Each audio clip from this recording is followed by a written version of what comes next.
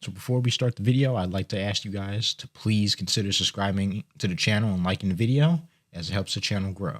So let's get into it. All right, so week 6 of the NFL season is coming to a close. And for Chicago Bears, they take a dominating win in London against the Jacksonville Jaguars on Sunday. In this video, as always, I'm going to give my recap on what I saw during the game, give my grades for offense, defense, special teams, and coaching. And without further ado, let's get into it. What's up, guys? KT here, back at it with another video. Today, we're doing the Bears. The Bears take a dominating 35-16 win on Sunday against the Jacksonville Jaguars in London. This was a game I had to wake up early to watch, but it was worth every second of it as the Bears were very entertaining. They dominated this game from start to finish. A lot of good things to take into the bye week for this Bears team. So we're just going to get right into it. And the main elephant in the room, the question everybody wants to know, how did Caleb Williams play on Sunday? I thought he played excellent, man. He is developing before our very eyes. He is becoming one of the best rookie quarterbacks in the league. 23 of 29 passing for 226 yards, averaged 9 yards per throw, 4 touchdowns, 1 interception, only took 3 sacks and had a 124.4 quarterback rating. Caleb Williams was spreading the ball around all game. The Jacksonville Jaguars secondary had no answer for him at all. Even just the regular defense had no answer for him at all.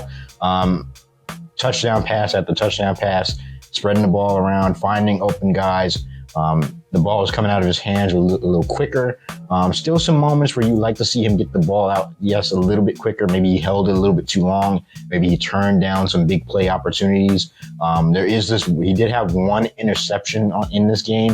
It was kind of underthrown. He had DJ Moore over the top, but he kind of underthrew it, and dude was able to jump in front of it. Other than that, that was pretty much the only blemish, because Caleb Williams was highly efficient against the Jacksonville Jaguars secondary.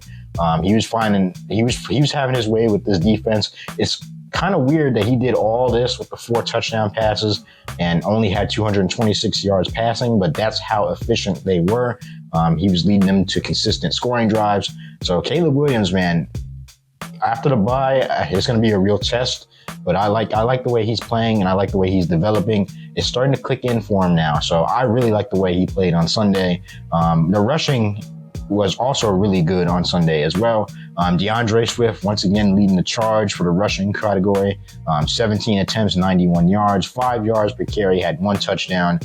He did lose a fumble, but that was quickly recovered by Tevin Jenkins. DeAndre Swift has been one of the best dual threat running backs in the league so far. He has really picked up his play from weeks 1 and 2. This is what the Bears wanted when they signed him. A guy that could come out the backfield, catch a few passes, get into open space, then a guy you could run toss plays with, zone plays with. Sometimes he'll go up the gut. Once he gets into the open field, man, he is basically impossible to stop. He's a fast running back.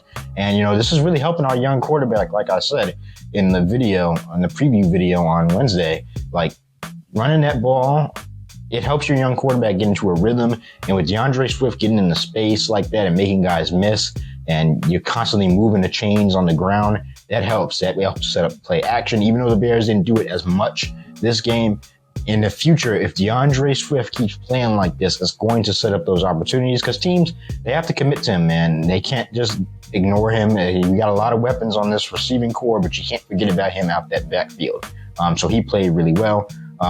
Caleb Williams, honestly, was the second leading rusher with 56 yards on the ground. Again, same thing as last week. He's using his legs more, finding lanes inside the pocket to scramble out of. And with those lanes he's making plays on the run. So, it's good to see him kind of adjust mid-season and not just stand there in the pocket and take sacks. He's getting out the pocket. If he doesn't see anything open, he'll just run it or he'll throw it away.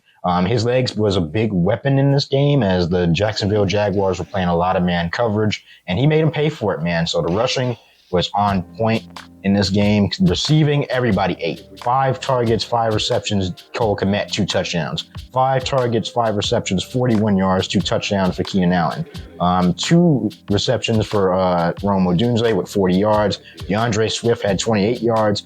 Roschon Johnson had a 25-yard catch. DJ Moore, while he wasn't really much of a factor in this game, just his mere presence out on that field inspired guys to kind of double team him, and that opened up other guys like Keenan and Cole Kmet. Cole Kmet ate this game. He was clearly the best receiver on the team other than Keenan Allen. He ate this game. He was always open when you needed him. There was one play where Williams was under pressure and he kind of leaked out, and Williams found him for a big gain. Keenan Allen, still Keenan Allen with that crisp route running, great red zone target. Finally starting to see him get involved, and that's what I really wanted from last game. Overall, the offense played really, really well this game. Not too many mishaps per se. That first quarter was kind of shaky, a lot of 3-and-outs, but overall, I thought they played really, really well. A+ for the offense.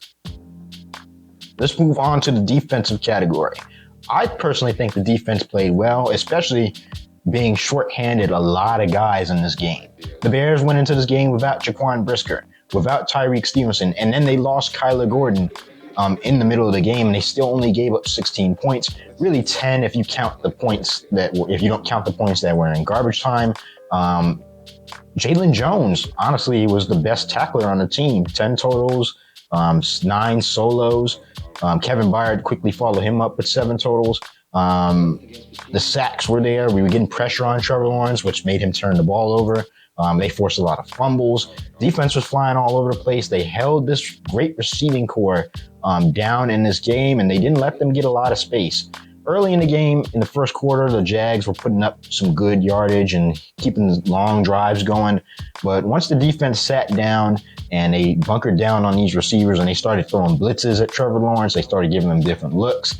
There was no separation at all. Once Kyler kind of went out, it kind of opened up for Jacksonville. But by that point, they were already down 30. So, that helps.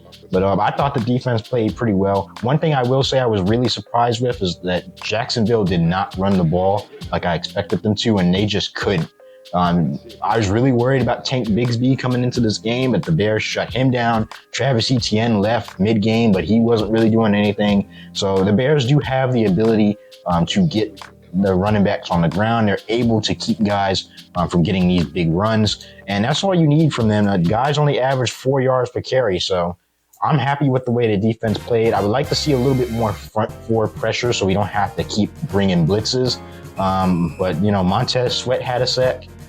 Chris Williams had a sack. Brian Coward had a sack. So yeah, I really like the way that the defense played. I'm going to give them an A- just because the long extended drives, the third down conversions, the Jaguars were 7 of 14 on third down conversions, especially most of those were third down and longs. You kind of don't want to give up that many third down conversions, especially when you start playing better teams. But overall, I could find really no issue. They got turnovers, they got pressure, and they set up their offense with short field situations, and that led to points. So I'm pretty happy. A- for the defense. Special teams, not so much going on in the special teams category.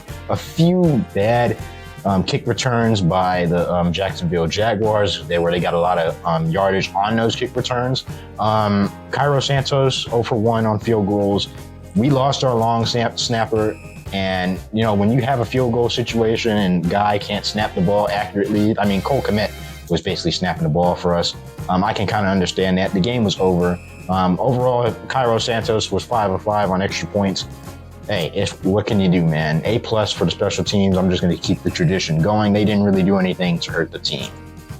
And overall, coaching, I think the coaching was pretty good. The play calling was pretty good for the most part. Many people debate that 4th and 1 call where Williams threw that interception, but DJ was wide open, man. Caleb got to make that throw. I thought it was a good call. Everybody in the house was expecting a run up the middle, so they went against the grain and called the play action. It worked, just not to the way that they wanted it to. If Williams puts a little bit more air in that ball and gets it more to that pylon, that's a score. Matt Eberflus's defense is continuing the trend of giving up 21 or less. And they made life rough for that Jacksonville Jaguars offense. Probably going to get another coach fired. This defense, Matt Eberflus's defense, is playing well. Even with the injuries going on with this team, They're still able to hold teams to under 21 points. So that's good. I like the way Shane Waldron was running his offense. He was giving the ball to DeAndre Swift. He was making Caleb comfortable with these short yardage throws. Once Caleb gets comfortable throwing deep, his team is going to be deadly coming out the bye. So overall, I'm pleased. Not too many adjustments were made because they didn't have to make any. But I'm pleased with the way the coaching called this game. A+ for the coaching on Sunday. But overall, man, Chicago, the Bears, they dominated this game. The Jacksonville Jaguars were not competitive at all in this game. And going into the bye, this win is really going to help because we got a gauntlet coming up after the bye. We're going to have the Washington Commanders with Jaden Daniels. And that's going to be a game that I'm going to be looking forward to seeing. And then we're going to go on this long gauntlet. We're going to play some division teams and some really tough teams in the second half of the season. This is going to be the judge for the Bears season for the rest of the year. So I'm excited, man. But overall, I'm going to get up out of here. If you guys enjoyed the video, please consider subscribing to the channel and liking the videos. It helps the channel grow. I am still on my road to 1,000 subscribers. So make sure you guys hit that big red sub button. Make sure you guys hit that notification bell so you get notified every time I drop one of these Bears videos. Leave a comment in the comment section as I will be reading them. Follow me on social media as there's always big discussion going on about the Bears and other things on my social media. And as always, guys, bear down. And I'm out. Peace.